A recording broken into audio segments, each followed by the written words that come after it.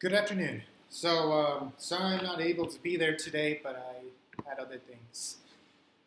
Right now, what I'm going to ask for you all to do is please make sure you have the coloring boxes. You should be able to find them.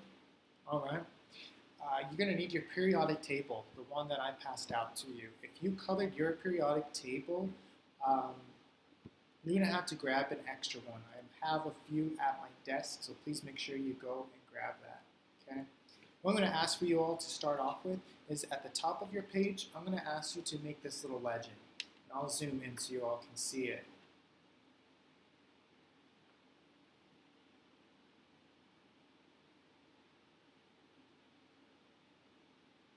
Let me focus it. Did it on its own. Cool. So you have alkaline metals, alkaline earth metals, transition metals, halogens, and noble gases. You will want the squares to be significantly big so that you can at least put a color in. So you can have for reference, it's about almost the thickness of this pen. Okay, so I'll give you some time to write this out. Or if you want, you could even just press pause and wait for everyone in the group to get these copied down.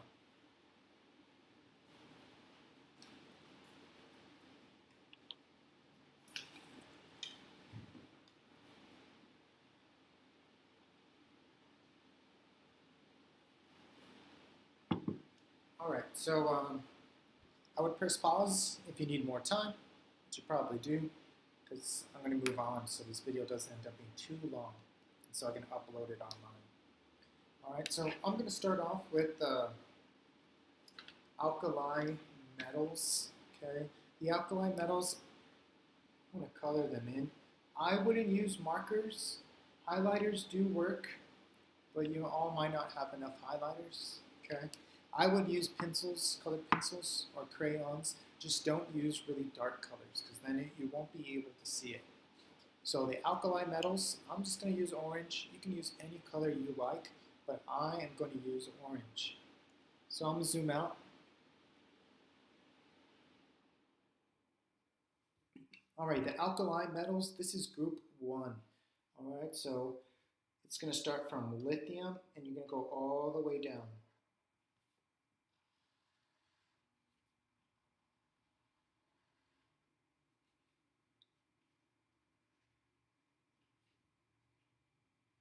All right, so your alkali metals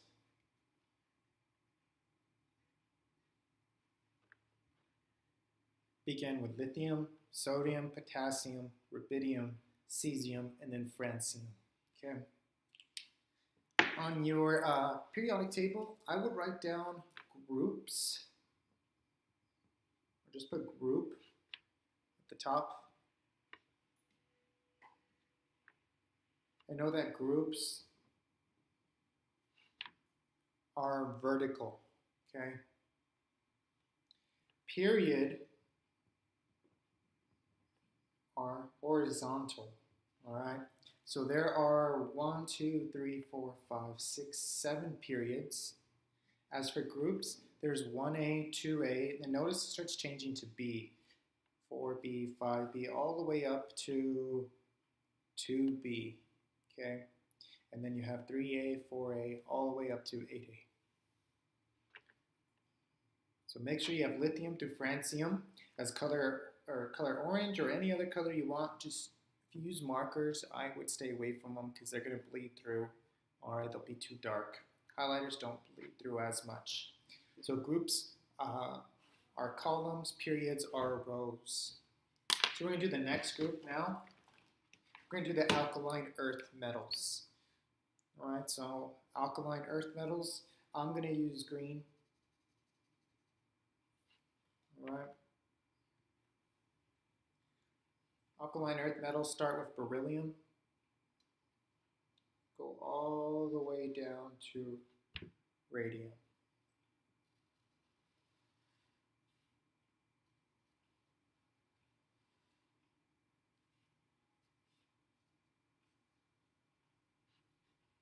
Okay.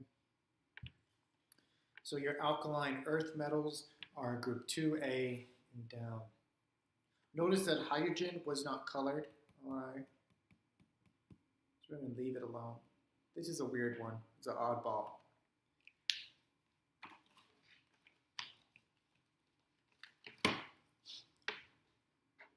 Alright. So your transition metals, I'm going to use yellow. Your transition metals, they are everything from 3B all the way to 2B over here. Okay, so this whole little region. So everywhere from SC, which is Scandinavium, all the way down, all the way to zinc, to mercury. All right, so this little section should be colored all the same.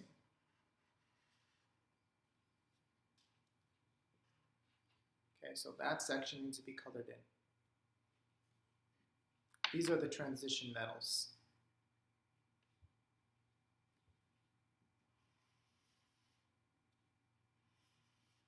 And if I'm going too fast, just press pause.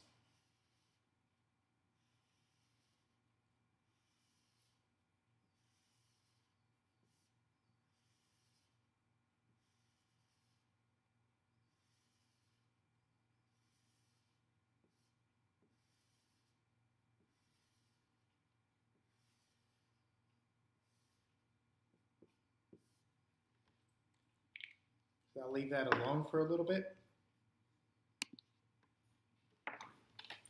Let you catch up.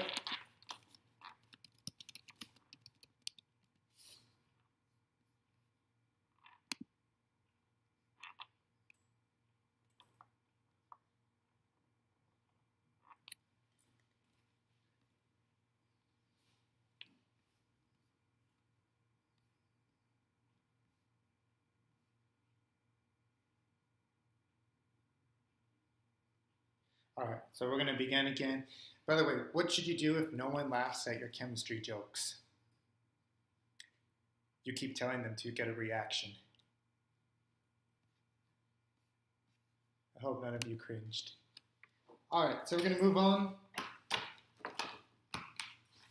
I'm going to use blue for the halogens. They're up here.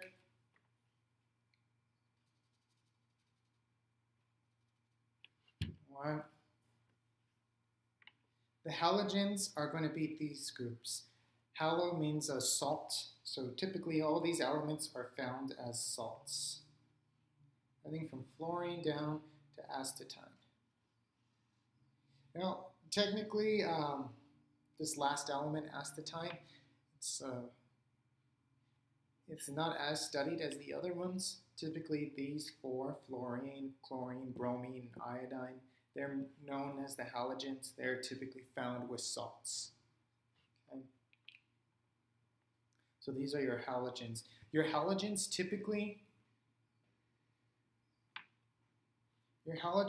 tend to make salts with group 1A, your alkaline metals, and they also make salts with group B, alkaline earth metals. All right.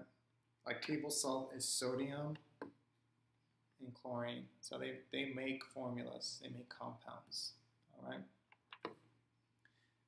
So that will be the halogens.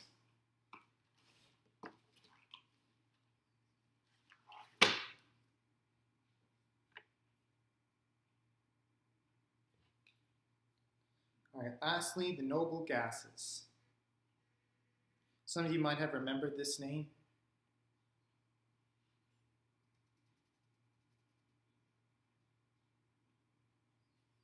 By tradition, the noble gases, they get their name because it was stated that nobles, you think about like kings and queens, they wouldn't hang out with us common folk.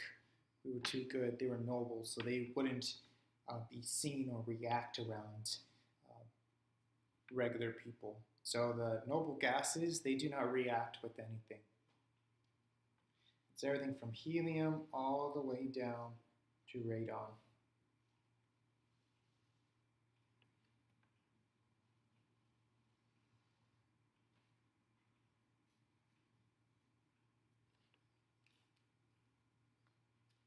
So those are your noble gases. All right, so they do not react with anything. They are not found in equations, with a few exceptions. There's always exceptions in science.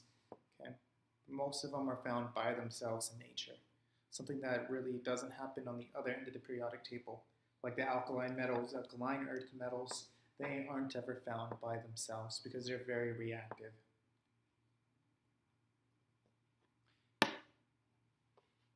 I do want you to also pay attention to the group numbers. We are going to be paying attention to the A numbers, okay? So we have 8A, and I'll zoom in. Okay, so notice that they have 18. This is 8A. We're going to start on the other side. I mean, if you need to go back and pause, you can. All right. You have 1A. I want you to circle 1A, circle 2A, slide over, circle 3A, 4A, 5A, 6A, 7A, and 8A. When we're referring to these group numbers, I'm going to be referring to group 8A, 7A. I might even just say group 7. But we're going to be looking at these ones. Some of the older periodic tables, they might say 13B or 14B. All right, so if you're using another periodic table that I didn't give you, you might get confused later on somewhere in the class. So I would use this periodic table. If you lost this periodic table, you can find it in my Schoology website in the classroom resources. So far your periodic table should look like this. All right. If you need some time to color in still, you can press pause. Okay. Now I wanted to point something else to you. I'm going to use a Sharpie.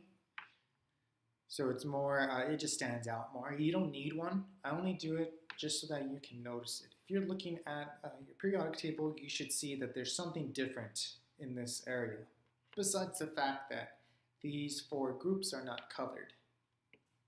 You should notice that there is this black line, okay? You should be able to see it. I like to make it more pronounced, just in case there's somebody not paying attention. Then they'll be like, oh, look, there's a black line. Why is he drawing that? Well, you'll know because it's right there.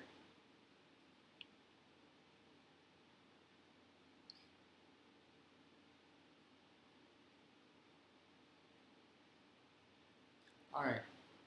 So this black line is a division. It represents the elements that are non-metals over here and all the elements that are considered metals. All right. So I would get a pen or pencil and down here maybe draw out the line a little bit more. And then I would put an arrow. Okay. One pointing to the left and the other pointing to the right. Okay. These are the non-metals.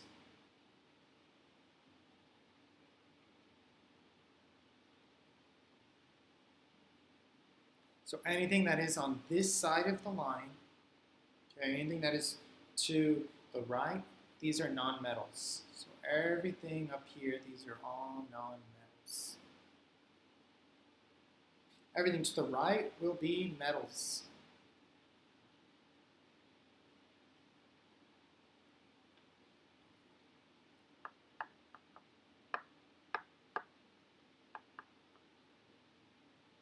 All right, so just think of this as a division. All right, it divides. It breaks up the periodic table. Now I do need to state that if you look at hydrogen, hydrogen is found with the metals. It acts like a metal. It's weird. It really is. It tries to act metal but isn't. I kind of like to think of it as like the band Nickelback. All right, so here's hydrogen. It actually is a non-metal. Okay, so if you want to put a little star on it to help you remember that hydrogen is a non-metal. It just acts like a metal. Okay, so here's hydrogen, here's the metals, here's the non-metals.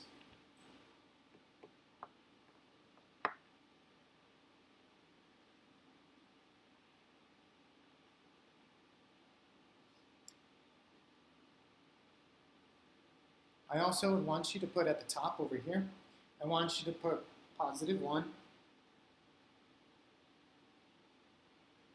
Okay, so I'll zoom in.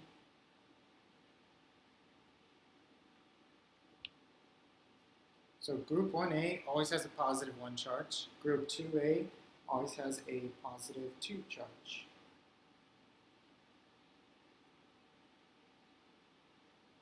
We'll talk about why these elements tend to have a +1 charge, +2.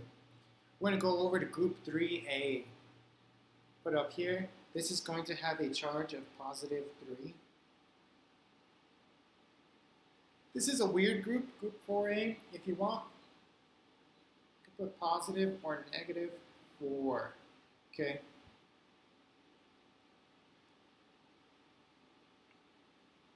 Typically, if it's a non-metal, so it's on the right side of the line, it's negative, and if it's on the left side, these are going to be +4. Now you have group 5A. Group 5A has a charge of -3. Group 6A has a charge of -2. Group 7A has a charge of -1. And lastly, the noble gases have no charge at all. They have 0.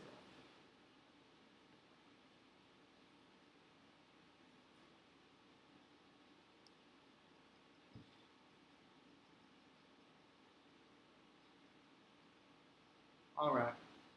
So your periodic table should look like this at the end. Okay, has some more stuff on it written out. Remember, group numbers go up and down. They are vertical. Okay. Periods are horizontal. You have your charges. Group 1 is +1. Group 2 is +2. All right. You should have your labels, okay, for the noble gases, halogens, transition metals, alkaline earth metals, and alkaline metals. You should have this little divider. You don't need to make it darker. It might just help you see it more. But you should label metals are on the left side and non-metals are on the right side. Just something else to know. These bottom elements here, these are technically transition metals too. Okay, you don't have to color them, but if you want, maybe you can just put a border around. Okay, because these also are transition metals.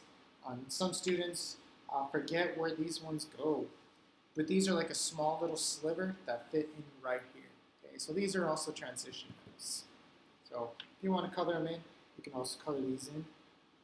And then lastly, there are things called metalloids.